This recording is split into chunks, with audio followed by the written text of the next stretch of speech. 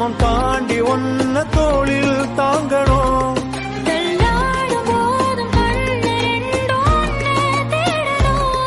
உயிர் விட்டு போகும் அந்த நொடியில் ஓருவம் முன்னால் வரணும்.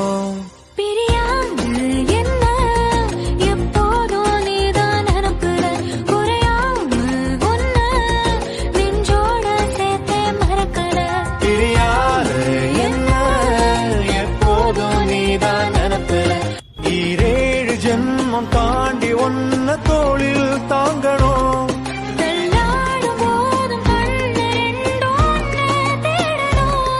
உயிர் விட்டு போகும் அந்த நொடியில் ஓருவம் முன்னால் வரணும்.